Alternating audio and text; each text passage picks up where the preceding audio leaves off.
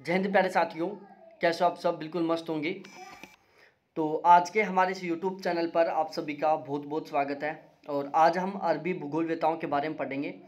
और मैंने आज सोचा कि चलो क्यों ना आज हम रिकॉर्डेड क्लास ले लें। और इस क्लास में हम बहुत सारा पोर्शन कंप्लीट करने वाले हैं, इसलिए मैंने थोड़ा सा रिकॉर्डेड क्लास लेने का डिसीजन लिया। और अब हम पढ़ेंगे अरबी भूगोल वेताओं के बारे में। ठीक है, अरबी भूगोल वेताओं में सबसे पहले हम अल बल्खी के बारे में देखो। अरबी भूगोल वेताओं में हमने कुछ के बारे में पढ़ लिया था, जैसे इब्न हाकल के बारे में पढ़ लिया था।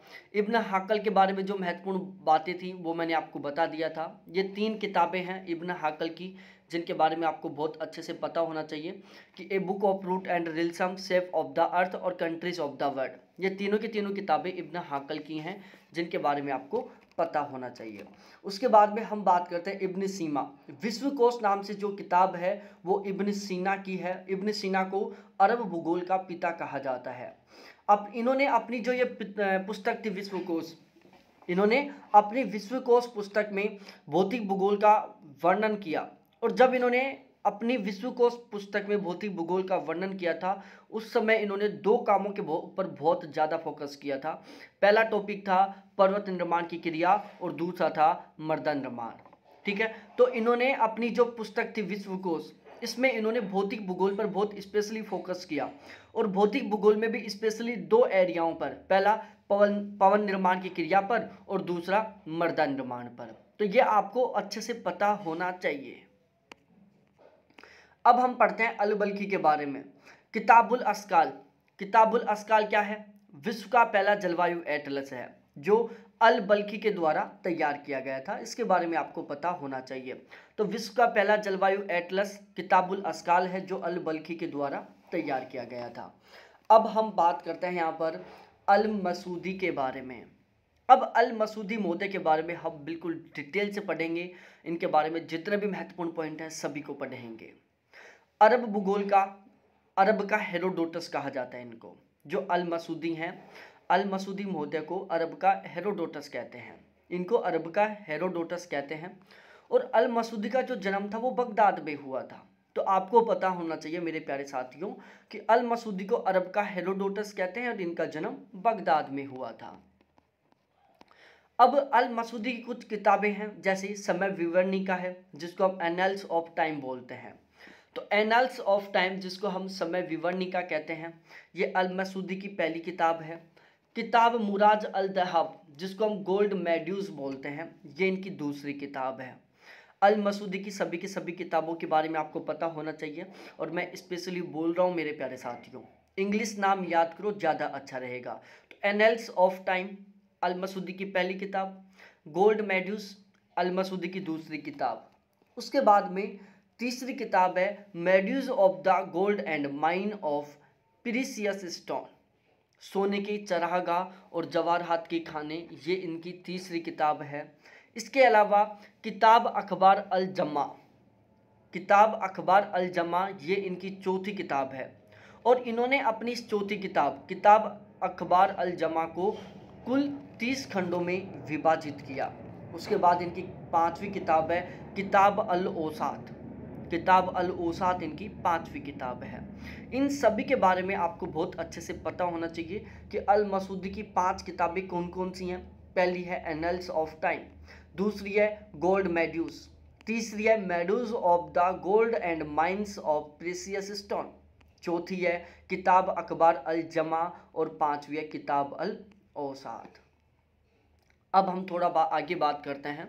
अल मसूदी महोदय का मानना था कि पृथ्वी क्या है, बिल्कुल गोल है। अल मसूदी महोदय पृथ्वी को बिल्कुल गोल मानते थे। अल मसूदी महोदय ने पृथ्वी को गोलाकार माना। अल मसूदी ने नदियों को अपरदन का सबसे महत्वपूर्ण कारण बताया। अल मसूदी ने माना कि जो नदियों का अपरदन होता है ना, इसका सबसे बड़ा रीजन क्या है? नदियों के अपरदन का सबसे बड़ा रीजन है, अपरदन का सबसे बड़ा रीजन नदियां हैं, अल मसूदी महोदय ने कहा था। तो आपको पता होना चाहिए। अब मैं आपसे क्वेश्चन पुटअप कर रहा हूं यहाँ पर, कौन कौन से रोमन भूगोलवेता थे जिनका मानना था कि पृथ्वी जो एक स्पेरिकल या इलिप्टिकल आकार की है? बताओ। ऐसे कौन से भूगोलवेता थे जिनका मानना था कि पृथ्वी एक स्फेरिकल के आकार की है या इलिप्टिकल के आकार की है? ये आपको बताना है कि कौन से ऐसे भूगोलवेता थे। ठीक है। और अल मसूदी महोदय ने अपरदन का सबसे बड़ा कारण नदियों को माना था। अल मसूदी एक नियतिवादी भूगोलवेता थे, नियतिवाद में विश्वास करते थे। अल मसूदी ने विश्व को टोटल 7 जलवायु प्रदेशों में विभाजित किया था। अब इन्होंने विश्व को टोटल 7 जलवायु प्रदेशों में विभाजित किया था। तो अब आपको पता होना चाहिए मेरे प्यारे साथियों, एक ऐसे और जियोग्राफर थे जिन्होंने विश्व को क्लाइमाटा में विभाजित किया था। ठीक है, अक्षांश और देशांतर पेटियों में विभाजित किया था, उन्होंने विश्व को क्लाइमाटा में विभाजित किया था। तो अब आपको बताना है कि कौन से विद्वान थे जिन्होंने विश्व को क्लाइमाटा में विभाजित किया था और उन्होंने कितने भागों में विभाजित किया था। यह तो आपको पता है कि अल मसूदी ने विश्व को 7 जलवायु प्रदेशों में विभाजित किया था, लेकिन क्लाइमाटा में किसने विभाजित किया था? पृथ्वी को गोलाकार माना और ब्रह्मांड के केंद्र में माना। एक ऐसे विद्वान थे, अरबी विद्वान, ठीक है, सॉरी रोमन विद्वान, जिनका मानना था कि जो पृथ्वी है ना वो ब्रह्मांड के केंद्र में है। दूसरी बात, वो बिल्कुल स्थिर है और जितने भी ग्रह वो पृथ्वी के चारों तरफ क्या कर रहे हैं, परिक्रमा कर रहे हैं। तो वो कौन से विद्वान थे जिन्होंने ये माना था कि पृथ्वी ब्रह्मांड के केंद्र में है, जो बिल्कुल स्थिर है और बाकी के सारे ग्रह क्या कर रहे हैं, पृथ्वी के चारों तरफ रोटेट कर रहे हैं, परिक्रमा कर रहे हैं। पृथ्वी व आकाशीय पिंडों के मध्य संबंध को अल मसूदी ने बताया। अल मसूदी का सबसे बड़ा योगदान था 7 सागरों की स्थिति, आकार, महाद्वीप एवं महासागरों की सीमाओं के बारे में बताना। अल मसूदी का सबसे बड़ा योगदान यही था कि इन्होंने 7 सागरों की स्थिति और उसके आकार के बारे में बताया कि वो जो 7 सागर हैं उनकी स्थिति कैसी है, उनका आकार कैसा है। 7 सागरों के बारे में, उनकी स्थिति और आकार के बारे में सबसे पहले अल मसूदी ने ही बताया था। महाद्वीप और महासागरों की सीमाओं के बारे में सबसे पहले अल मसूदी ने बताया था। यह था अल मसूदी का परिचय। अब हम बात करते हैं अल बरूनी के बारे में। ठीक है, सबसे पहली बात, यह मोहम्मद गजनी के बुलाने पर भारत आया था। अल बरूनी, मोहम्मद गजनी ने इनको भारत बुलाया। मोहम्मद गजनी ने फ़ोन करके कहा कि भाई अल बरूनी तेरे को भारत में आना है। ठीक है, और फिर अल बरूनी बोला कि अरे यार गजनी साहब आपने बुला लिया, मैं मना कर दूं, मेरी क्या हैसियत ऐसी कि आपके बुलाने पर मैं ना आऊँ। तो अल बरूनी था जो मोहम्मद गजनी के बुलाने पर भारत आया। 11वीं शताब्दी को अल बरूनी का काल कहा जाता है। जो 11वीं शताब्दी का टाइम पीरियड है, 11वीं शताब्दी के टाइम पीरियड को हम अल बरूनी का काल कहते हैं। अब हम बात करते हैं अल बरूनी की कुछ महत्वपूर्ण किताबों के बारे में, जिनके बारे में आपको पता होना चाहिए। अल बरूनी की सबसे पहली किताब है किताब अल हिंद। ठीक है ना, इन किताबों को स्पेशली याद रखना, सबसे बड़ा कन्फ्यूजन यही होता है और यहीं से क्वेश्चन बनता है। थॉट में समझने का कुछ नहीं है, सारा सब कुछ फैक्चुअल है, जो आपको रटना ही है। किताब अल हिंद, अल कानून अल मसूदी, तरीकुल हिंद, the vestiges of the past, अल कानून अल मसूदी। ये टोटल 5 किताबें हैं जो अल बरूनी महोदय की हैं। तो किताब अल हिंद पहली, अल कानून अल मसूदी दूसरी, अल कानून अल मसूदी दूसरी, तरीकुल हिंद तीसरी, the vestiges of the past चौथी। तो ये इनकी किताब हैं और इन किताबों के बारे में आपको बहुत अच्छे से पता होना चाहिए। ठीक है, अब उसके बाद में बात करते हैं भारत में निवास के दौरान उन्होंने, मोहम्मद गजनी के बुलाने पर अल बरूनी भारत आ गए। भाई क्या थे, विद्वान थे, रहा नहीं गया, तो इन्होंने सोचा कि भाई मोहम्मद गजनी ने भारत बुला लिया और ये हमें कुछ रुपए देगा नहीं, हमें कुछ प्रसिद्धि मिलेगी नहीं, क्यों ना बैठे बैठे यहाँ पर कुछ काम कर लें। इन्होंने सोच लिया कि हम भारत के ऊपर, जब तक हम भारत में रहते हैं तब तक भारत के ऊपर हम एक किताब छाप लेते हैं। और इन्होंने भारत के ऊपर किताब लिखना शुरू कर दी और उस किताब का नाम दे दिया किताब अल हिंद। तो अल बरूनी मोहम्मद गजनी के बुलाने पर तो भारत आए और भारत में रहते रहते उन्होंने एक किताब छापना शुरू कर दिया और उस किताब का नाम था किताब अल हिंद। तो ध्यान रखना, यहाँ से क्वेश्चन बनेगा कि किताब अल हिंद अल बरूनी के द्वारा लिखी हुई किताब है और अपने इस किताब के अंदर अल बरूनी ने भारत का जिक्र किया है। अल बरूनी की पुस्तक अल कानून अल मसूदी टोलमी की जो पुस्तक थी अल्मागस्ट, उसकी तर्ज पर लिखी गई थी। अब यहां से क्वेश्चन बनता है कि टोलमी ने जो अल्मागस्ट पुस्तक लिखी थी उसको कितने खंडों में विभाजित किया था। आप बताना कि टोलमी के अल्मागस्ट को कितने खंडों में विभाजित किया गया था। ठीक है, अल बरूनी की जो पुस्तक थी अल कानून अल मसूदी, ये टोलमी की जो अल्मागस्ट पुस्तक थी ना, उसी की तर्ज पर लिखी हुई थी। 11वीं शताब्दी के काल को अल बरूनी का काल कहते हैं। अल बरूनी अरब विद्वानों में पॉलीमैथी कहा जाता था। जो अल बरूनी थे, अल बरूनी को जितने भी अरबी विद्वान थे उनमें पॉलीमैथी कहा जाता था इनको। अल बरूनी ने अटलांटिक महासागर को डार्क ग्रीन सा कहा और बताया कि अटलांटिक तथा हिंद महासागर आपस में जुड़े हुए हैं। ये क्वेश्चन बहुत सारी बार आ चुका है कि निम्नलिखित में से कौन से विद्वान ने अटलांटिक महासागर को डार्क ग्रीन सा कहा था। तो मेरे प्यारे साथियों, आपको पता होना चाहिए कि अल बरूनी ने अटलांटिक महासागर को डार्क ग्रीन सा कहा था और अल बरूनी ने कहा था कि अटलांटिक और हिंद दोनों महासागर आपस में जुड़े हुए हैं। डेविस की तरह अपरदन चक्कर को 3 अवस्थाओं में विभाजित किया था।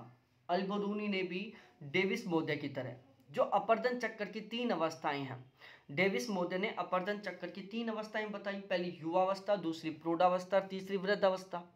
बिल्कुल सेम टू सेम इसी तरीके से जो हमारे विद्वान थे अल बरूनी महोदय, इन्होंने भी अपरदन चक्कर की 3 अवस्थाएं बताई, युवावस्था, प्रौढ़ावस्था और वृद्धावस्था। वह पृथ्वी को गोलाकार मानते थे और उसे ब्रह्मांड के केंद्र में मानते थे। अल बरूनी ने त्रिकोणीय मिति विधि के द्वारा पृथ्वी की परिधि की सही गणना की थी। तो अब यह ध्यान रखना है, इसके अलावा 2 और विद्वान थे जिन्होंने पृथ्वी की परिधि की गणना की थी। एक ने पृथ्वी की परिधि की गणना की थी ध्रुव से होकर और संपूर्ण पृथ्वी की परिधि की गणना की थी। तो अब आपको बताना है यहाँ पर क्वेश्चन कि ऐसे कौन कौन से भूगोलवेत्ता थे जिन्होंने पृथ्वी की परिधि की गणना की। उसमें एक विद्वान था जिसने पृथ्वी की परिधि की गणना 2 तरीके से की। एक तो संपूर्ण पृथ्वी की परिधि बताई उन्होंने, ठीक है, दूसरा उन्होंने ध्रुव से होकर पृथ्वी की परिधि की गणना बताई थी। और एक ऐसे विद्वान थे जिन्होंने पृथ्वी की परिधि 85,000 के आसपास बताई थी। तो ऐसे कौन से विद्वान थे जिन्होंने पृथ्वी की परिधि 85,000 मील के आसपास बताई थी। ठीक है, ये कुछ ऐसे क्वेश्चन है जो मैं आपसे पूछ रहा हूँ, उसका आपको आंसर देना है और आपको अपना चेकअप करना है कि आप कितने तैयार हो फिलहाल में। पहला विद्वान था जिसने सिंधु नदी के स्रोत के बारे में सही जानकारी उपलब्ध कराई थी। सिंधु नदी का जो स्रोत था उसके बारे में सही जानकारी उपलब्ध कराने का काम किसने किया था? अल बरूनी महोदय ने किया था। ठीक है ना, कि मैं जितने भी क्वेश्चन पूछ रहा हूँ ना आपसे, प्लीज़ इन सभी का आंसर देना, इग्नोर मत कर देना वरना पेपर आपको इग्नोर कर देगा। तो सिंधु नदी के स्रोत के बारे में सही जानकारी अल बरूनी महोदय ने दी थी। बंगाल की खाड़ी को मानचित्र पर दिखाने का सबसे पहले काम किसने किया था? कमेंट सेक्शन में कमेंट करके बताओ कि बंगाल की खाड़ी को मानचित्र पर दिखाने का काम किसने किया था। वोल्गा नदी के बारे में सबसे पहले जानकारी किसने दी थी? और मिस्र नील नदी का वरदान है, इसके बारे में सबसे पहले किसने बताया था? डेल्टा शब्द का सबसे पहले प्रयोग किसने किया था? इनके बारे में आपको बताना है। अक्षांशों के निर्धारण में परछाई का प्रयोग किया था। इन्होंने अपनी पुस्तक रिसाला में दिन रात की लंबाई के बारे में वर्णन किया और उन्होंने बताया कि ध्रुवों पर 6 महीनों का दिन और 6 महीनों की रात होती है। तो अब एक ध्यान रखना, रिसाला जो पुस्तक है ना वो भी किसकी है? अल बरूनी महोदय की है। और अल बरूनी महोदय ने अपनी ये जो पुस्तक रिसाला है इसमें इन्होंने दिन की लंबाई और रात की लंबाई के बारे में बात किया और इन्होंने बताया कि ध्रुवों पर 6 महीने की दिन होता है और 6 महीने की रात होती है। ये थे अल बरूनी महोदय। अब हम बात करते हैं अल इदरिस महोदय के बारे में कि अल इदरिस महोदय कौन थे, कैसे थे, क्या थे। चांदी की ढाल पर विश्व का मानचित्र बनाने का काम किसने किया था? अल इदरिस महोदय ने किया था। तो सबसे पहले आपको पता होना चाहिए कि चांदी की ढाल पर विश्व का मानचित्र सबसे पहले किसने बनाया था? तो चांदी की ढाल पर विश्व का सबसे पहला मानचित्र अल इदरिस ने बनाया था।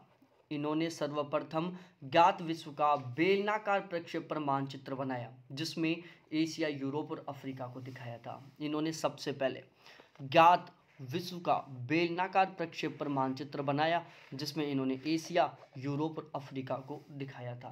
तो ये अब बात आपको पता होना चाहिए मेरे प्यारे साथियों कि सबसे पहले ज्ञात विश्व का बेलनाकार प्रक्षेप पर मानचित्र किसने बनाया?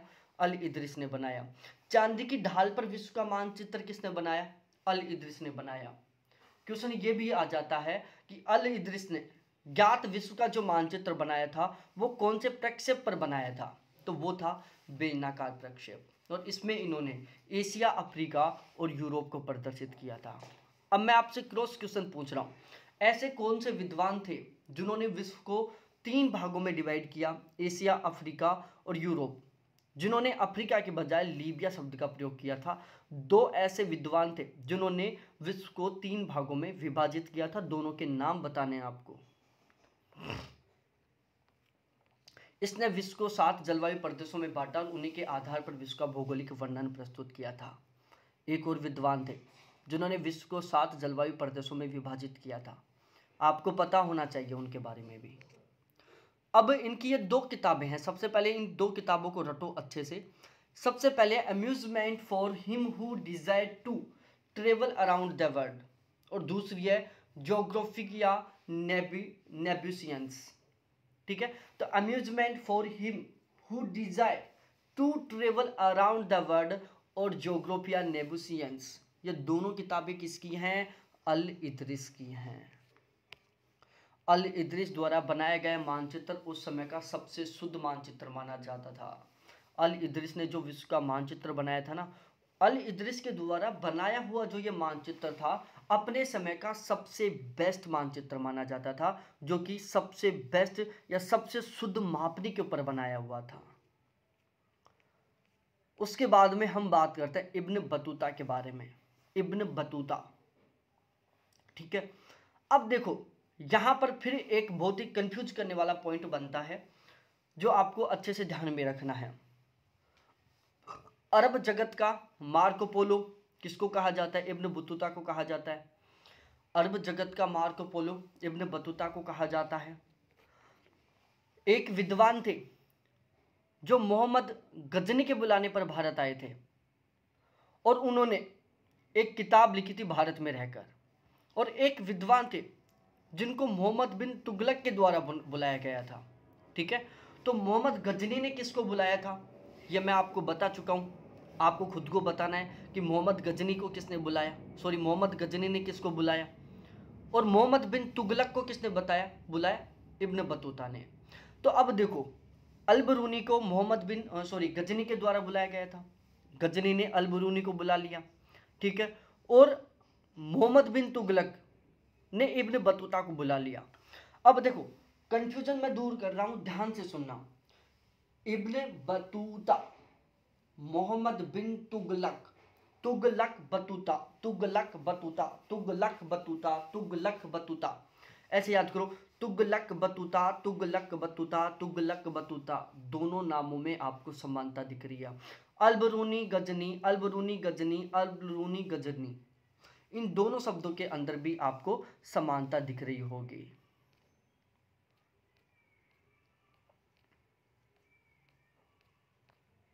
ठीक है, Al Biruni Ghazni, Ibn Battuta Tughlaq, Ibn Battuta Tughlaq.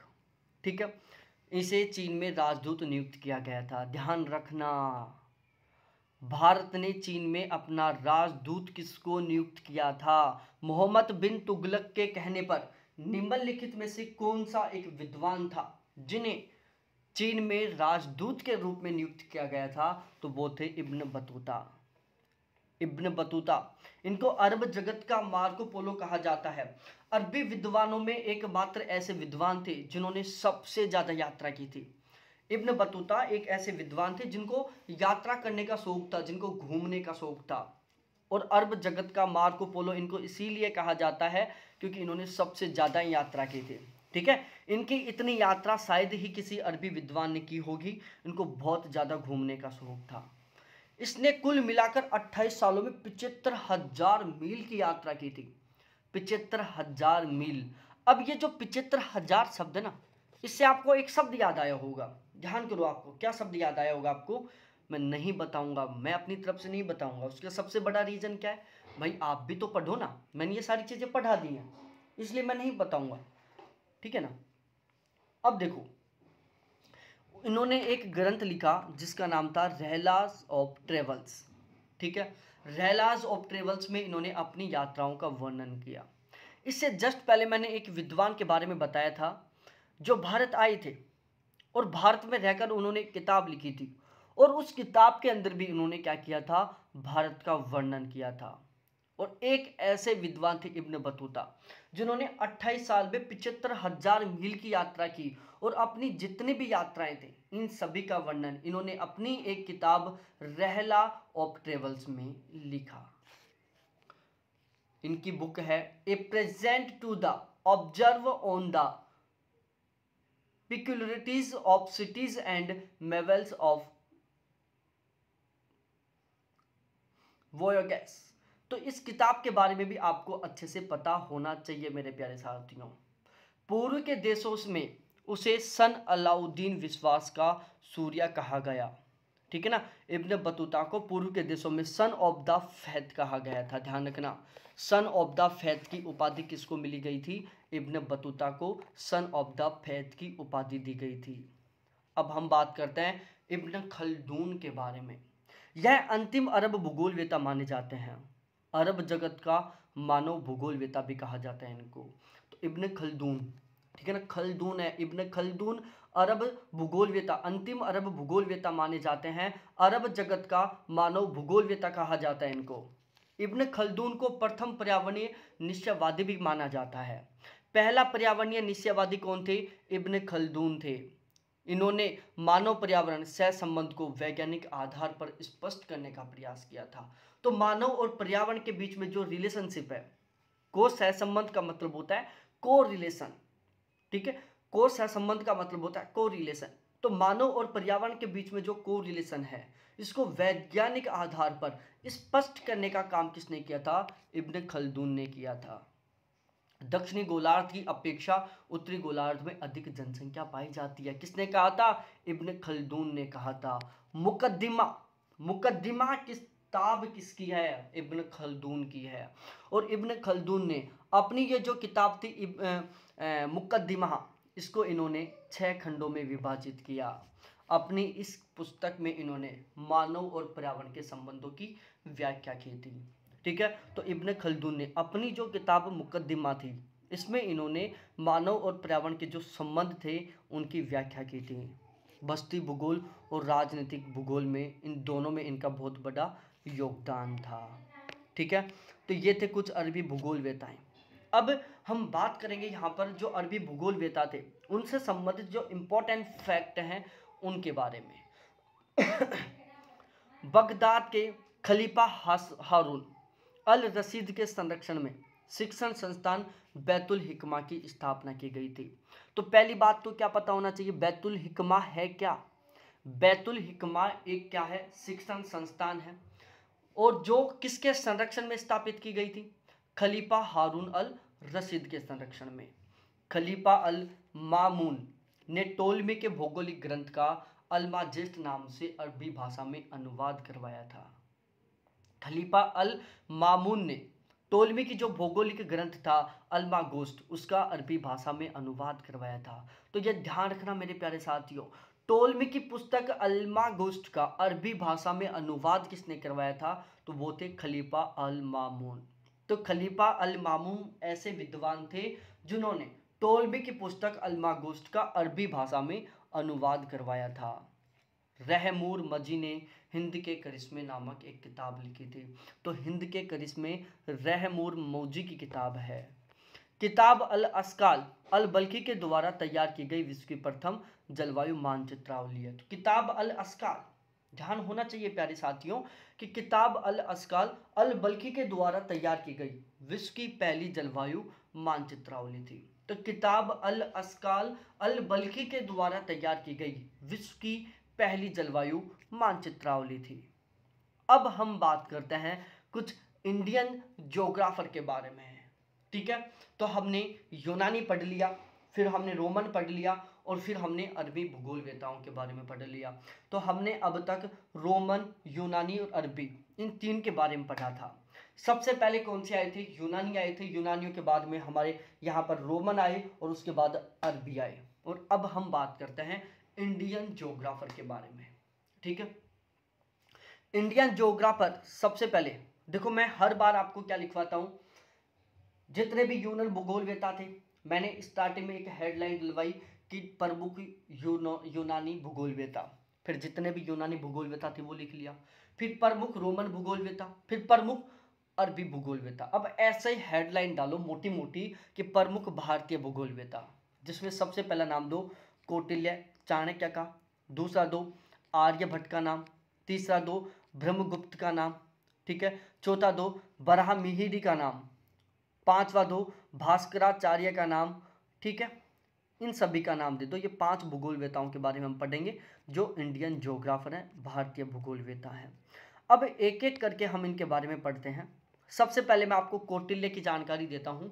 Kautilya, देखो कौटिल्य बहुत फेमस कैंडिडेट थे। आज भी एक कौटिल्य के नाम से एक बच्चा है जिनको गूगल बॉय बोलते हैं। गूगल बॉय के नाम से प्रसिद्ध है वो बच्चा। कोई भी कैसा भी क्वेश्चन पूछो, हर एक क्वेश्चन का वो बिल्कुल सटीक जवाब दे देता है, इसलिए उसको गूगल बॉय कहते हैं। कौटिल्य उसने अपना नाम बाद में रखा है, पहले तो पता नहीं उसका क्या नाम था। और वो कौटिल्य वाली जो कटिंग थी पीछे वो चटू रखने की, उसके लिए भी वो बहुत ज़्यादा प्रसिद्ध था। ठीक है, कौटिल्य भी प्रसिद्ध था और ये बच्चा भी प्रसिद्ध है। उसी तरीके की कटिंग रखता था, आपने देखा होगा, नहीं देखा तो गूगल पर सर्च करना कौटिल्य। वो कौटिल्य नहीं आएगा, ये गूगल बॉय आएगा। ठीक है, तो अब 5 भारतीय भूगोलवेताओं को पढ़ते हैं। पूरे एनर्जी के साथ लग जाओ।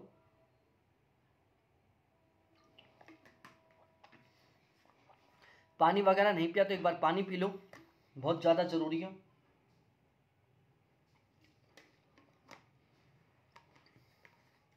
चलो, कौटिल्य चाणक्य मौर्य समाज के संस्थापक, चंद्रगुप्त के गुरु और प्रधानमंत्री थे। कौटिल्य कौन थे? मौर्य साम्राज्य के संस्थापक थे, चंद्रगुप्त के गुरु थे और ये प्रधानमंत्री भी थे। अर्थशास्त्र नाम से इन्होंने एक किताब लिखी और अपनी किताब अर्थशास्त्र में इन्होंने उत्तरी दक्षिण भारत के व्यापारिक और राजनीतिक संबंधों की भौगोलिक विवेचना की थी। ठीक है, उत्तरी भारत और दक्षिणी भारत के व्यापारिक और राजनीतिक संबंधों का भौगोलिक विवेचना किसने किया? कौटिल्य ने, चाणक्य ने किया अपनी पुस्तक अर्थशास्त्र में। इस किताब में प्राचीन भारत की कृषि व्यवस्था, औद्योगिक प्रगति, व्यापार और व्यापारिक मार्गों का वर्णन किया इन्होंने। कौटिल्य ने, चाणक्य ने जो अपनी किताब थी अर्थशास्त्र, अपनी किताब अर्थशास्त्र में इन्होंने भारत की कृषि व्यवस्था, औद्योगिक प्रगति, व्यापार और व्यापारिक मार्गों, इन सभी का बहुत डिटेल से इन्होंने अध्ययन किया। आर्यभट्ट, आर्यभट्ट का जन्म पाटलिपुत्र में हुआ था और आर्यभट्टियम इनकी किताब का नाम था।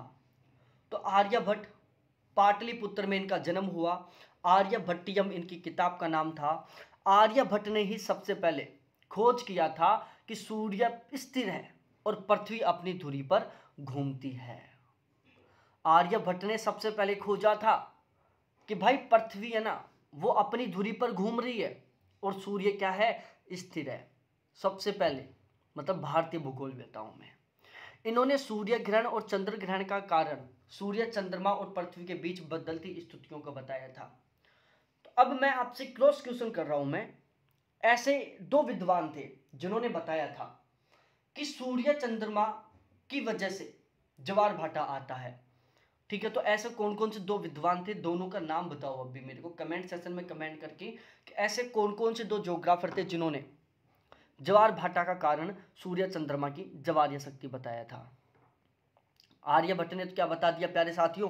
आर्यभट्ट ने तो बता दिया कि सूर्य, चंद्रमा और पृथ्वी, इन तीनों की जो बदलती स्थितियां हैं उनकी वजह से सूर्य ग्रहण और चंद्र ग्रहण होता है। लेकिन ऐसे विद्वान थे जिन्होंने बताया था कि ज्वार भाटा सूर्य और चंद्रमा की ज्वारीय शक्ति के कारण आता है। तो कौन सा विद्वान था वो, ये आपको बताना है। पूर्णिमा की रात में चंद्रमा एवं पृथ्वी की छाया पड़ने से चंद्र ग्रहण दिखाई पड़ता है। ठीक है, ये बात आपको पता हो गई कि पूर्णिमा की रात में चंद्रमा पर पृथ्वी की छाया पड़ने से चंद्र ग्रहण दिखाई देता है। एक विद्वान थे जिनका मानना था कि पृथ्वी गोल है, स्फेरिकल के आकार की है। तुरंत दिमाग में आ गया होगा कि ऐसे कौन कौन से विद्वान थे जिनका मानना था कि पृथ्वी स्फेरिकल के आकार की है या इलिप्टिकल के आकार की है, गोलाकार है या वलयाकार है। और उन विद्वानों ने क्या किया था, प्रूफ भी किया था। और उन्होंने प्रूफ करने के लिए दो रीजन बताए थे। भाई पृथ्वी गोल है, उन्होंने बोल दिया कि भाई पृथ्वी गोल आकार की है। लोगों ने पूछा कि बता क्यों है पृथ्वी गोल, तेरी बात को सच क्यों माने। और उन्होंने दो कारण बताया था। पहला उन्होंने कारण बताया था कि प्रत्येक वस्तु होती है वो अपने केंद्र की ओर खींचती है। और दूसरा कारण उन्होंने बताया था कि चंद्रमा के ऊपर जब पृथ्वी की छाया पड़ती है ना तो वो बिल्कुल एक गोल आकार की होती है। ठीक है ना, इन्होंने ये दो कारण बताए। जो भी वो विद्वान थे उनके बारे में आपको रिकॉल करना है। मैं ये जो कहानी बता रहा हूं ये कहानी कौन से विद्वान से संबंधित है ये आपको बताना है। उनका मानना था कि पृथ्वी गोल है। लोगों ने पूछा कि भाई क्यों माने तेरी बात को कि पृथ्वी गोल है। उन्होंने बताया कि रुको भाई, थोड़े थम जाओ, शांति रखो, मैं बताता हूं। और उन्होंने दो कारण बताए। पहला कारण तो बताया कि भाई कोई भी वस्तु होती है वो अपने केंद्र की ओर खींचती है। किसके कारण, अपने केंद्र की ओर खींचती है प्रत्येक वस्तु। जब कोई भी पृथ्वी, यदि कोई भी वस्तु इस आकार में है और वो अपने केंद्र की ओर खींच रही है तो क्या हो जाएगी, ऑटोमेटिकली वो गोल आकार ले लेगी। और दूसरा उन्होंने बताया कि चंद्रमा के ऊपर जब पृथ्वी की छाया पड़ती है ना तो वो बिल्कुल एक गोल आकार की दिखती है। और ये दो उन्होंने कारण बताए थे पृथ्वी के गोल होने के। तो ऐसा कौन सा विद्वान था जिन्होंने ये स्टेटमेंट दिया था पृथ्वी गोल होने के संबंध में। पृथ्वी की आकृति को गोलाभ बताया था, सेप्टिकल टाइप की बताया था। ठीक है, ये सेप्टिकल शब्द याद रखना। आर्यभट्ट के अनुसार पृथ्वी की परिधि 24,835 मील की है। उसके बाद हम ब्रह्मगुप्त के बारे में पढ़ते हैं। गुप्त काल के प्रमुख भूगोलवेता थे ये। इनकी दो किताबें थीं, पहला ब्रह्म सिद्धांत था, दूसरा खाद या खंड था। इनके अनुसार पृथ्वी का व्यास 1551 योजन या 7,905 मील था। योजन एक मापने की इकाई है। उसके बाद हम ब्राह्मीहिरी के बारे में पढ़ते हैं। ब्राह्मीहिरी ने एक किताब लिखी पंच सिद्धानिका। पंच सिद्धानिका, तो पंच सिद्धानिका किताब किसकी है, ब्राह्मीहिरी की है। और इसमें इन्होंने खगोली की 5 पद्धतियों की व्याख्या की थी। तो ब्राह्मीहिरी की किताब का नाम क्या था, पंच सिद्धानिका। और इन्होंने अपनी पुस्तक पंच सिद्धानिका में खगोली की 5 पद्धतियों की व्याख्या की थी। ब्राह्मीहिरी ने गणित में दशमलव के प्रयोग और महत्व से भारतीयों को अवगत करवाया था।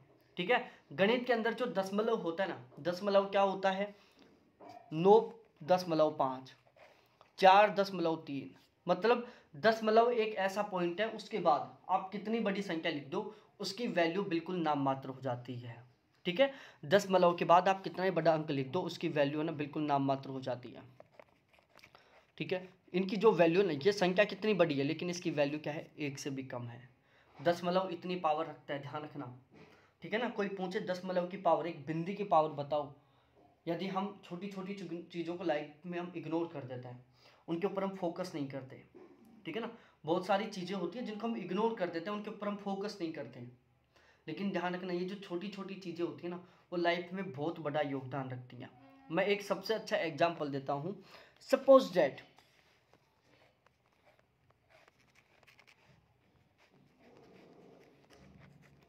आप इतने लखपति हो कि आपके अकाउंट में इतने रुपए पड़े हुए हैं।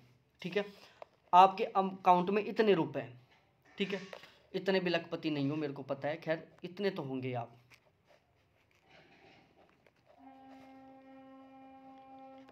ठीक है, 45 लाख रुपए तक मोस्टली कई लोगों के अकाउंट में मिल जाता है। बाई चांस आ गए आपके अकाउंट में 45 लाख, और यदि गलती से एक छोटा सा पॉइंट यहां पर लग गया, हवा टाइट हो जाएगी भाई। ठीक है ना, हवा टाइट हो जाएगी, छोटे से पॉइंट ने सब कुछ बदल दिया। यदि मैं इस छोटे से पॉइंट को हटा देता हूं तो अब कितने रुपए आएंगे, इकाई, दहाई, सैकड़ा, हजार, 10,000, लाख, 45 लाख रुपए ये। और यदि मैं एक पॉइंट लगा देता हूं तो अब ये केवल 4.5 रुपए बच गए। ये होती है एक छोटे से पॉइंट की लाइफ में कीमत। 45 लाख को 4 रुपए में कन्वर्ट कर दिया, 45 लाख को 4.5 रुपए में कन्वर्ट कर दिया, ये देख लो। ऐसे ये 45 करोड़ को भी 4.5 में कन्वर्ट कर सकता है, 45 अरब को भी 4.5 में कन्वर्ट कर सकता है, 45 खरब को भी।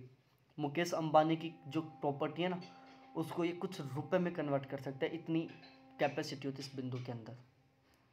तो लाइफ में जो छोटी छोटी चीज़ें होती है ना, इनको कभी इग्नोर मत करना। बड़ी चीज़ें होती हैं उनको दुनिया इग्नोर कर रही है, आप भी कर दोगे, कोई दिक्कत नहीं है, लेकिन ये छोटी छोटी चीज़ें होती हैं, इनको कभी इग्नोर मत करना। यदि आपने इनको इग्नोर कर दिया ना, आपको ये इग्नोर कर देंगे, और जिस दिन ये आपको इग्नोर कर दी ना, समझो समस्या खड़ी हो जाएगी। इन्होंने सिद्ध किया कि चंद्रमा पृथ्वी का चक्कर लगाता है, पृथ्वी सूर्य का चक्कर लगाती है, ठीक है ना। इन्होंने सिद्ध किया था कि चंद्रमा ने पृथ्वी का चक्कर लगा रही है और पृथ्वी सूर्य का चक्कर लगा रही है। ये जो रियलिटी वाला स्टेटमेंट है ना, वो इन्हीं के द्वारा दिया गया था। भाई रियलिटी भी यही है ना, आपको भी पता है रियलिटी क्या है। इतना तो पता है ना रियलिटी क्या है, कि भाई चंद्रमा पृथ्वी का चक्कर लगा रहा है, पृथ्वी सूर्य के चक्कर लगा रही है, रियलिटी है। और इस रियलिटी के बारे में सबसे पहले किसने बताया था और किसने सिद्ध किया था? वो ये ब्रह्मागिरि थे, ठीक है। उसके बाद हम भास्कराचार्य के बारे में पढ़ते हैं, गणितज्ञ भी थे और खगोलवेत्ता भी थे। इन्होंने 2 किताबें लिखी, पहला है करण कुतूहल और दूसरी है सिद्धांत शिरोमणि।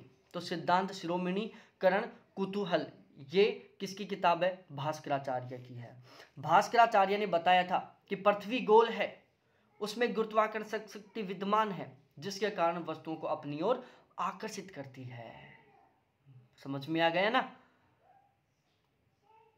ये कहानी किसी और विद्वान ने भी की थी, याद करो फिर से दोबारा, ये कहानी किसी और विद्वान ने भी की थी, याद करो जरा, कि भास्कराचार्य ने बताया कि पृथ्वी गोल है, उसने गुरुत्वाकर्षण शक्ति विद्यमान है, जिसके कारण वस्तुओं को अपनी ओर आकर्षित करती है।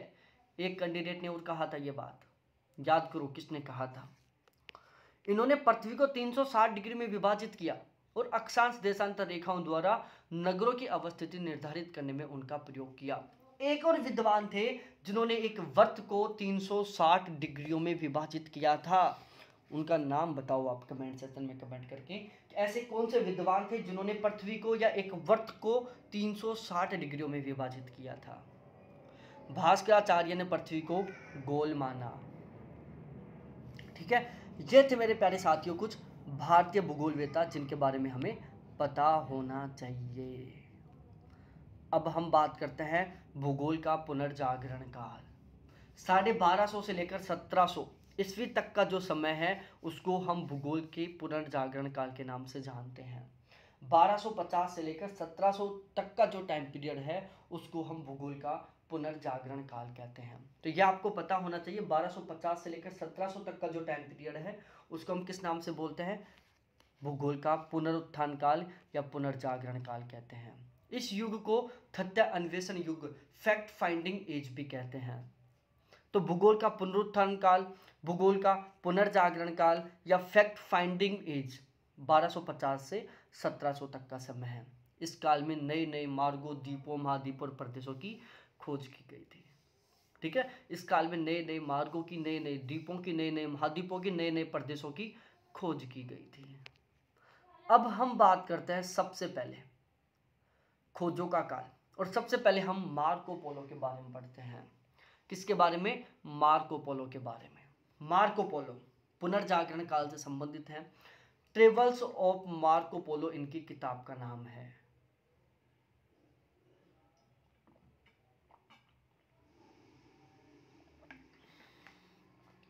Travels of Marco Polo, Marco Polo की किताब का नाम है।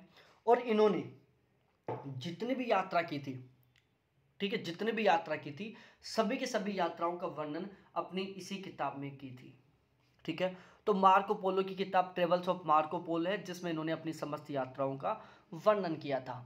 एक विद्वान और है जिनको हम अरब जगत का मार्को पोलो कहते हैं, और याद करने के लिए मैं हिंट बता देता हूं प्यारे साथियों, उनको घूमने का बहुत ज़्यादा शौक था।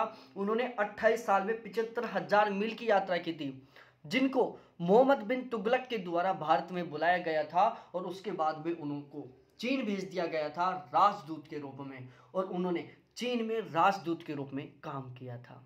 अब भी याद नहीं आ रहा हो ना भाई, फिर कुछ नहीं हो सकता आपका। क्रिस्टोफर कोलंबस पुर्तगाली थे और इन्होंने उत्तरी अमेरिका की खोज की थी। टोलमी की गलती की वजह से ये भारत आने के बजाय नई दुनिया चले गए थे। अब देखो हुआ क्या, कई बार कुछ गलतियां होती है ना, वो बहुत बड़ा अच्छा काम कर देती हैं। ये जो कोलंबस थे भारत आ रहे थे, ठीक है, लेकिन इन्होंने टोलमी का जो मानचित्र था उसको यूज किया, टोलमी की जो गाइडलाइन थी ना उसको यूज किया, और ये भारत की बजाय अमेरिका पहुंच गए और वहां पर जाकर इन्होंने अमेरिका की खोज कर दी। ठीक है ना, ध्यान रखना लाइफ में यदि आप सक्सेस होना चाहते हो, मैं केवल ये एग्जाम की बात नहीं कर रहा, यहां पर तो आपको सक्सेस होना कब तक जरूरी है, जब तक आप रुपए नहीं कमा रहे हो। जिस दिन आप रुपए कमाने लग जाओगे, आपकी ज़रूरतें पूरी होने लग जाएंगी, उस दिन आपके जो ये सक्सेस होने का जो आपके अंदर दिमाग में जो कीड़ा चल रहा है ना वो गायब हो जाएगा ऑटोमेटिकली। ठीक है, आप सेटिस्फाइड रहने लग जाएंगे, आपके दिमाग से सक्सेस होने का कीड़ा हट जाएगा पढ़ाई के मामले में। लेकिन लाइफ में ओवरऑल यदि मैं सक्सेस होने की बात करूं तो वो कभी कंप्लीट नहीं होगा। आपको हर एक चीज़ सक्सेसफुल तरीके से चाहिए। मैरिज लाइफ सक्सेसफुल होनी चाहिए, तो मरोगे जब तक आप बहुत अच्छे से जियो। ठीक है, आपका बच्चा उसका कैरियर सक्सेस होना चाहिए, आपकी गाड़ी खरीद के लेके आए हो और उस गाड़ी की जर्नी सक्सेसफुल होनी चाहिए। आप कहीं पर घूमने के लिए जा रहे हो तो आपकी वो यात्रा सक्सेसफुल होनी चाहिए। तो आप लाइफ में सक्सेस कब होंगे, जब आप एक अच्छे गाइड को फॉलो करोगे। ठीक है ना, ध्यान रखना महाभारत नहीं होती यदि कृष्ण जैसा गाइड दूसरे साइड होता तो। ठीक है, तो आप कहाँ चल रहे हो, आप कितना चल रहे हो, आप कहीं पहुंचने के लिए, आप अपनी मंजिल तक पहुंचने के लिए कितना चल रहे हो। सक्सेस होने के लिए ये ज़्यादा जरूरी नहीं है, ज़्यादा जरूरी ये है कि आप किस तरीके से चल रहे हो, आप कौन से रास्ते पर चल रहे हो। ठीक है, टोलमी की रास्ते को अपनाया क्रिस्टोफर कोलंबस महोदय ने और भारत की जगह अमेरिका पहुंच गए। देख सकते हो कितनी बड़ी गलती। 1500 ईस्वी में पुर्तगाली यात्री अमेरिगो वेस्पुंसी अटलांटिक महासागर को पार करके दक्षिण अमेरिका पहुंचा और उसके नाम पर ही नई दुनिया का नाम अमेरिका रखा गया। तो ध्यान रखना प्यारे साथियों, क्रिस्टोफर कोलंबस ने नई दुनिया अमेरिका की खोज की थी। ठीक है, उत्तरी अमेरिका की खोज किसने की थी, क्रिस्टोफर कोलंबस ने की थी। लेकिन जो अमेरिका नाम है ना, ये किसके आधार पर रखा गया था, अमेरिगो वेस्पुंसी, जो अटलांटिक महासागर को पार करके दक्षिण अमेरिका पहुंचा था और एक पुर्तगाली यात्री था। वास्को डी गामा पुर्तगाली नाविक थे, कैप ऑफ गुड होप होकर भारत पहुंचे थे। कैप ऑफ गुड होप कहां पर है ये आपको पता होना चाहिए, नहीं पता तो गूगल पर देखो, आप इतना सा तो पता होना चाहिए। तो वास्को डी गामा पुर्तगाली थे, कैप ऑफ गुड होप होकर भारत पहुंचे और ये कालीकट बंदरगाह पर पहुंचे थे। ठीक है ना, तो वास्को डी गामा सबसे पहले भारत कहाँ आए थे, कालीकट बंदरगाह पर। अब कालीकट बंदरगाह कहाँ पर है, कालीकट बंदरगाह कहाँ पर है ये भी पता होना चाहिए आपको। ठीक है ना, ये भी पता होना चाहिए। कालीकट बंदरगाह नाम से कर्नाटक। Ferdinand Magellan. ठीक है, तो कालीकट बंदरगाह कहाँ पर है ये आपको पता होना चाहिए, गूगल पर सर्च करो। फर्डिनेंड मैगलेन ये भी पुर्तगाली थे, 1520 ईस्वी में पश्चिम की ओर से नौ चालन कर एशिया पहुंचने वाले प्रथम यात्री थे। तो पश्चिम की ओर से एशिया पहुंचने वाले प्रथम यात्री कौन थे, मैगलेन थे, और इन्होंने विश्व के चक्कर लगाया था, पूरी दुनिया के चक्कर लगाया था इन्होंने। कैप्टन जेम्स कुक डच यात्री थे, ऑस्ट्रेलिया और न्यूजीलैंड की खोज की थी इन्होंने। तो कैप्टन जेम्स कुक डच यात्री थे, इन्होंने ऑस्ट्रेलिया और न्यूजीलैंड की खोज की थी। कोपरनिकस इन्होंने पोलैंड की खोज की थी। ब्रह्मांड के सूर्य केंद्रीय विचार का प्रतिपादन भी किसने किया था मेरे प्यारे साथियों, कोपरनिकस ने ही किया था। इन्होंने पहली बार बताया कि सभी ग्रह सूर्य के चारों तरफ चक्कर लगा रहे हैं। भाई चंद्रमा पृथ्वी के चारों तरफ चक्कर लगा रहा है, पृथ्वी सूर्य के चारों तरफ चक्कर लगा रही है। इस बात को किसने सिद्ध किया था कि चंद्रमा पृथ्वी के चारों तरफ, पृथ्वी सूर्य के चारों तरफ चक्कर लगा रही है, इस बात को सिद्ध किसने किया था? मैंने अब भी बताया आपको, आप कमेंट सेक्शन में कमेंट करके बताओ। लेकिन कोपरनिकस ने बताया कि भाई जितने भी ग्रह हैं वो सारे के सारे सूर्य के चारों तरफ चक्कर लगा रहे हैं। और कोपरनिकस ने ब्रह्मांड की भी खोज की थी। केपलर, इन्होंने सिद्ध किया कि ग्रहों का जो परिक्रमण पथ है वो गोल नहीं है, मंडलाकार है, इलिप्टिकल के आकार का है।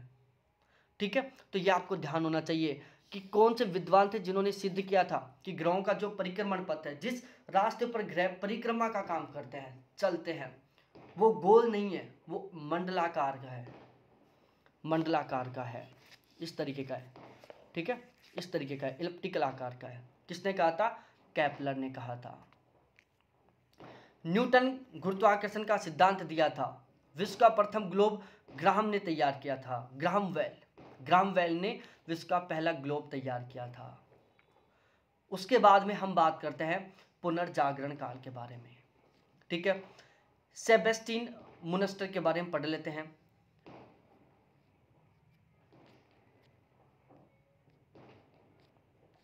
सेबेस्टिन मुनस्टर जर्मन के थे। ठीक है, सेबेस्टिन मुनस्टर जर्मन के थे। इनकी किताब है 3, पहला है कोस्मोग्राफिया, दूसरी है मैपा यूरोप और तीसरा है जर्मेनिया डिस्क्रिप्टी।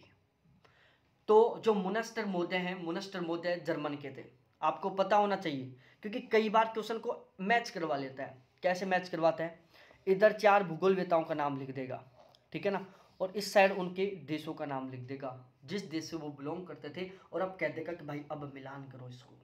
याद नहीं होगा तो किसी हाल में मिलान नहीं कर पाओगे। कब करोगे मिलान? जब आपको पता होगा। तो सेबेस्टिन मुनस्टर जर्मन के थे। जर्मेनिया डिस्क्रिप्टी, मैपा यूरोप और कोस्मोग्राफिया इनकी किताब का नाम है। उसके बाद में अगले भूगोलवेता है पीटर एपियन। यह भी एक जर्मन मानव भूगोलवेता थे।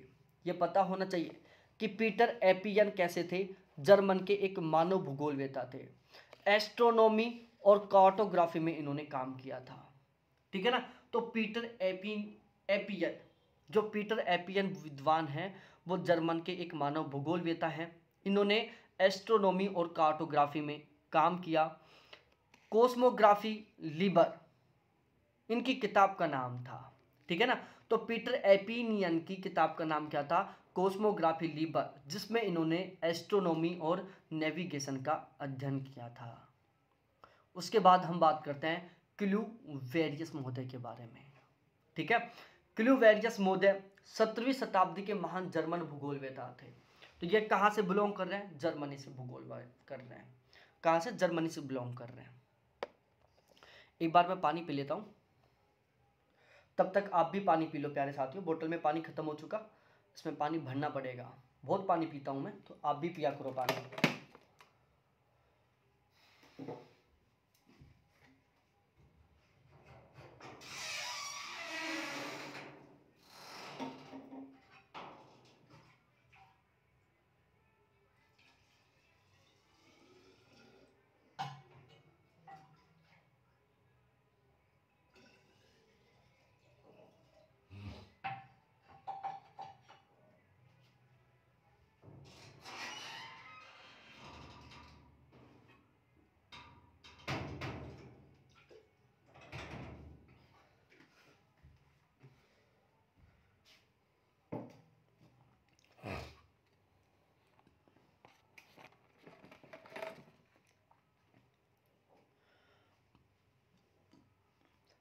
क्लूवेरियस जर्मन के 17वीं शताब्दी के जर्मन के महान भूगोलवेता थे। आपको पता होना चाहिए कि क्लूवेरियस कौन सी शताब्दी के थे? 17वीं शताब्दी के महान जर्मन भूगोलवेता थे। Universal geography, introduction to universal geography इनकी किताब का नाम था। ठीक है ना, तो क्लूवेरियस महोदय जर्मन के महान भूगोलवेता थे। 17वीं शताब्दी में इनका जन्म हुआ था। Universal geography, introduction to universal geography इनकी किताब का नाम था। उसके बाद हम बात करते हैं वोरिनियस महोदय के बारे में। बर्नहार्ड वोरिनियस, पूरा नाम याद करना, बर्नहार्ड वोरिनियस महोदय 17वीं शताब्दी के जर्मन भूगोलवेता थे। देखो पेपर यदि डीपली बनेगा ना, तो क्वेश्चन कैसे बनेगा कि निम्नलिखित में से कौन से विद्वान 17वीं शताब्दी के थे? कौन से विद्वान 18वीं शताब्दी के थे? तो ये भी पता होना चाहिए कि 17वीं शताब्दी के कौन कौन थे और 18वीं शताब्दी के कौन कौन थे। तो बर्नहार्ड वोरेनियस बोधे 17वीं शताब्दी के जर्मन भूगोलवेता थे। वोरेनियस तथा इमैनुअल कांट के काल को आधुनिक भूगोल विचारकों का चिर प्रतिष्ठित काल कहा जाता है। तो बस इतना ध्यान रखना कि आधुनिक भूगोल विचारकों का चिर प्रतिष्ठित काल किसके काल को कहा जाता है? तो वोरेनियस और इमैनुअल कांट का जो काल है उसको आधुनिक भूगोल विचारकों का चिर प्रतिष्ठित काल कहा जाता है। वोरेनियस और इमैनुअल कांट के काल को आधुनिक भूगोल विचारकों का चिर प्रतिष्ठित काल कहा जाता है। ज्योग्राफिया जनरलिस इनकी किताब का नाम था। तो बर्नहार्ड वोरेनियस मोधे की किताब का नाम क्या था? ज्योग्राफिया जनरलिस। और इसमें इन्होंने सबसे पहले सामान्य भूगोल और विशेष भूगोल के द्वैतवाद को प्रारंभ किया था। यहां से 2-3 टाइप से क्वेश्चन बनेंगे। सामान्य भूगोल और विशेष भूगोल के द्वैतवाद को शुरू किसने किया था? बर्नहार्ड वोरेनियस मोधे ने। ज्योग्राफिया जनरलिस किताब किसकी है? बर्नहार्ड वोरेनियस मोधे की। ज्योग्राफिया जनरलिस नामक किताब में इन्होंने सबसे पहले सामान्य भूगोल और विशेष भूगोल के द्वैतवाद को प्रारंभ करने का अध्ययन किया था। प्रथम भूगोलवेता जिन्होंने द्वैतवाद का प्रारंभ किया था, ठीक है ना, बर्नहार्ड वोरेनियस मोधे पहले विद्वान थे जिन्होंने द्वैतवाद को शुरू किया था। भूगोल को इन्होंने 2 भागों में विभाजित किया था। वोरेनियस मोधे ने भूगोल को 2 भागों में विभाजित किया था, एक सामान्य भूगोल और एक विशेष भूगोल। सामान्य भूगोल में इन्होंने गणितीय और ब्रह्मांडीय पहलुओं का अध्ययन किया था और विशेष भूगोल में इन्होंने भौतिक और मानवीय पहलुओं का अध्ययन किया था। तो सामान्य भूगोल में वोरेनियस बर्नहार्ड वोरेनियस मोधे ने सामान्य भूगोल नामक किताब में गणितीय और ब्रह्मांडीय पहलुओं का अध्ययन किया था और विशेष भूगोल किताब में इन्होंने भौतिक और मानवीय पहलुओं का अध्ययन किया था। तो बर्नहार्ड वोरेनियस मोधे ने सामान्य भूगोल में गणितीय और ब्रह्मांडीय पहलुओं का अध्ययन किया था, जबकि विशेष भूगोल में इन्होंने भौतिक और मानवीय पहलुओं का अध्ययन किया था। ठीक है, जो सामान्य भूगोल किताब थी इसको इन्होंने विश्व भूगोल कहा था और जो विशेष भूगोल किताब थी, ठीक है ना, ध्यान रखना, सामान्य भूगोल को इन्होंने विश्व भूगोल कहा था और जो विशेष भूगोल था इसको इन्होंने क्षेत्र विवरण भूगोल कहा था। सामान्य भूगोल जिसको इन्होंने विश्व भूगोल कहा, इसमें इन्होंने क्रमबद्ध भूगोल का अध्ययन किया था, ठीक है ना, और जो विशेष भूगोल था जिसको उन्होंने क्षेत्र विवरण भूगोल कहा था, इसमें उन्होंने प्रादेशिक भूगोल का अध्ययन किया। ठीक है, इन्हें क्रमबद्ध भूगोल का जनक भी कहा जाता है। बर्नहार्ड वोरेनियस मोधे को क्रमबद्ध भूगोल का जनक कहा जाता है। ये प्रथम विद्वान थे जिसने यह विचार प्रस्तुत किया था कि अधिकतम तापमान विषुवत रेखा पर नहीं बल्कि आयन रेखाओं के निकट उष्ण कटिबंधीय मरुस्थलों में होता है। बर्नहार्ड वोरेनियस मोधे पहले ऐसे विद्वान थे जिन्होंने बताया था कि भाई जो ज्यादा तापमान होता है ना वो विषुवत रेखा पर नहीं होता बल्कि अयन वर्तों के निकट या उष्ण मरुस्थलों में पाया जाता है। अयन वर्त कौन से होते हैं? ये विषुवत रेखा है 23 डिग्री नॉर्थ और 23 डिग्री साउथ, मतलब कर्क रेखा और मकर रेखा के जो निकट का क्षेत्र है उसको हम अयन वर्त बोलते हैं। तो बर्नहार्ड वोरेनियस मोधे ने अधिकतम तापमान विषुवत रेखा पर नहीं बल्कि कर्क और मकर रेखा पर बताया था। वोरेनियस ब्रह्मांड की सूर्य केंद्रीय अवधारणा को मानते थे। वोरेनियस मोधे ब्रह्मांड के सूर्य केंद्रीय विचारधारा का मतलब है कि सूर्य है जो ब्रह्मांड के केंद्र में है। वोरेनियस ने भूगोल को 3 भागों में विभाजित किया। पहला निरपेक्ष या सार्वभौम, संपूर्ण पृथ्वी, इसकी आकृति और आकार का वर्णन किया। ठीक है,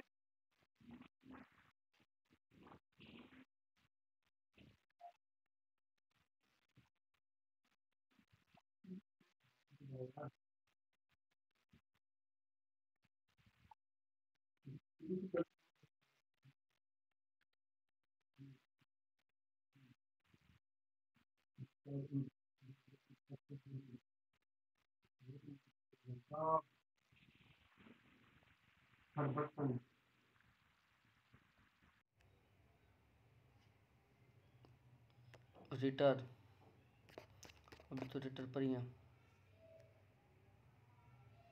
ठीक है, अब तो पास में ही आ गए।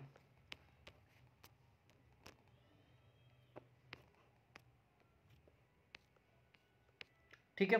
तो जो वन हार्ड वोनिनिस मोदे थे, इन्होंने भूगोल को 3 भागों में विभाजित किया। पहला निरपेक्ष या सार्वभौम भूगोल, दूसरा सापेक्षिक भूगोल और तीसरा तुलनात्मक भूगोल। जो इनकी निरपेक्ष सार्वभौम भूगोल थी, इसमें उन्होंने पृथ्वी की आकृति, पृथ्वी का आकार का वर्णन किया था। सापेक्षिक भूगोल में इन्होंने पृथ्वी और अन्य ग्रहों के बीच में जो संबंध था उसका अध्ययन किया था। और जो तुलनात्मक भूगोल थी, इसमें उन्होंने पृथ्वी का सामान्य वर्णन किया था। तो भूगोल को 3 भागों में विभाजित किया था वन हार्ड वोरेनियस मोदे। वन हार्ड वोरेनियस मोदे ने जो पृथ्वी को 3 भागों में विभाजित किया था, जिसमें एक निरपेक्ष या सार्वभौम भूगोल है जिसमें उन्होंने पृथ्वी की आकृति, आकार का वर्णन किया था। दूसरा सापेक्षिक भूगोल, जिसमें उन्होंने पृथ्वी का अन्य ग्रहों के साथ संबंध का अध्ययन किया था। और तीसरा तुलनात्मक भूगोल, जिसमें इन्होंने पृथ्वी का सामान्य वर्णन किया था। ये थे वन हार्ड वोरेनियस मोदे। उसके बाद में हम बात करेंगे इमैनुअल कांट मोदे के बारे में। और इमैनुअल कांट को मैं कल पढ़ाऊंगा, क्योंकि बहुत लंबा हो गया होगा, सब कुछ केवल याद करने का ही है और हम नॉन स्टॉप बिल्कुल रेगुलर पढ़ाए हैं। तो आप बिल्कुल बोर से हो गए होंगे, दिमाग में थोड़ा खिचड़ी सा बन रहा होगा। ठीक है, तो अब हम इस क्लास को अपलोड करने वाले हैं और आप इसको ज़रूर देखना। कोई डाउट, कोई कंफ्यूज हो, कॉल करके मैसेज करके पूछ लेना, क्योंकि सभी के सभी पेड बैच में जुड़े हो। जो पेड बैच में नहीं जुड़ा हुआ वो पेड बैच ज्वाइन कर सकता है। पेड बैच ज्वाइन करने के लिए मेरे कॉन्टैक्ट नंबर है 7891350370। ठीक है प्यारे साथियों, फिर मिलते हैं नेक्स्ट क्लास में। बहुत बहुत धन्यवाद आपको देखने के लिए। Thanks, bye.